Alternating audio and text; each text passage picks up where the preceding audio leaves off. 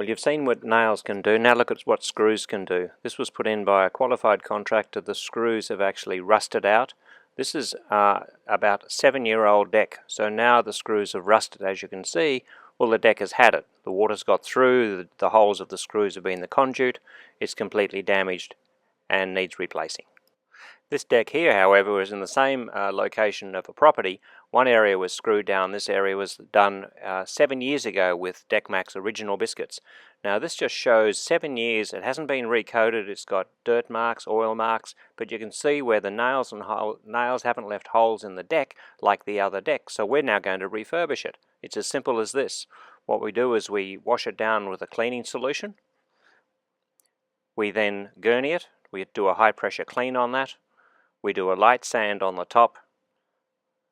We simply then recoat it with a decking oil of choice, and the deck is absolutely brand new. Look at that, 7 years of neglect and it's back to brand new.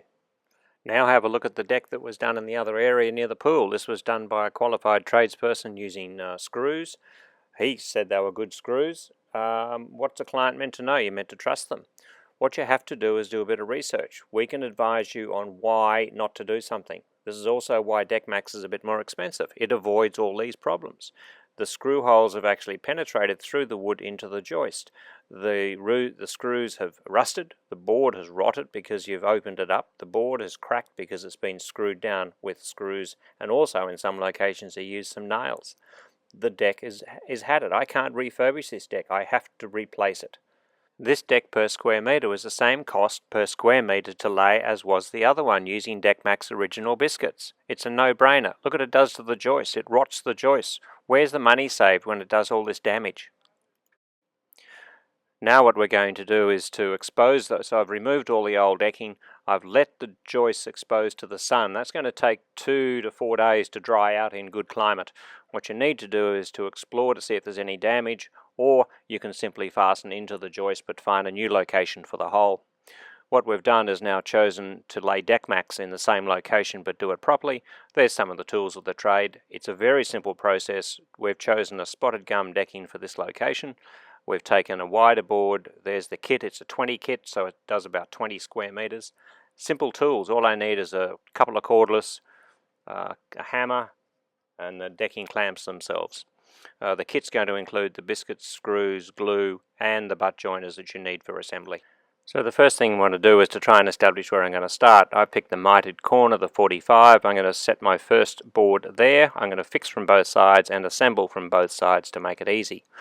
What I'm going to do is then set a packer on the end of the board near the pool.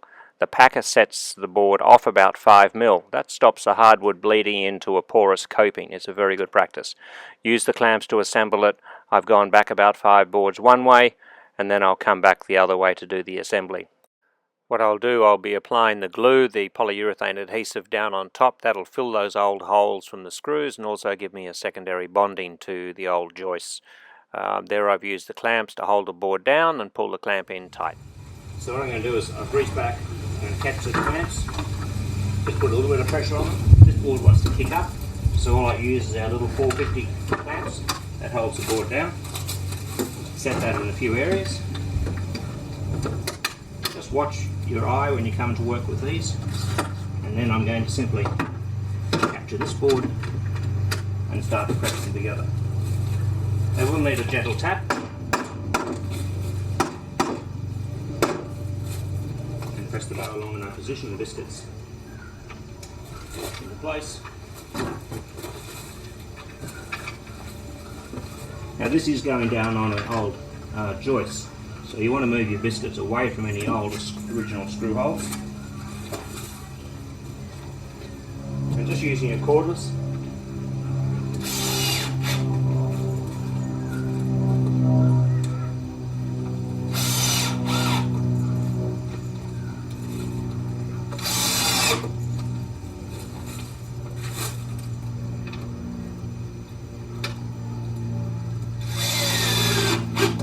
on that one I simply move the screw to the side to get away from the old hole.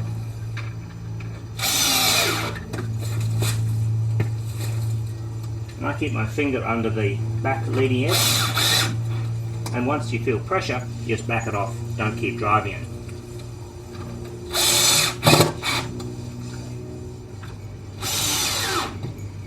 Fixing backwards this way is also an alternative, and you can still keep the angle, and then you're working from a steady platform rather than walking between the joists.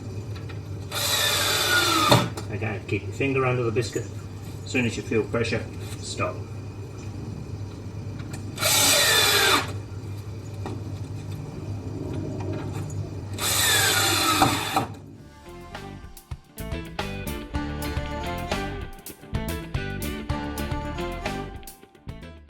Remember, this is the inexpensive, cheap option. That's the result you're going to get. Please make a conscious decision on your investment.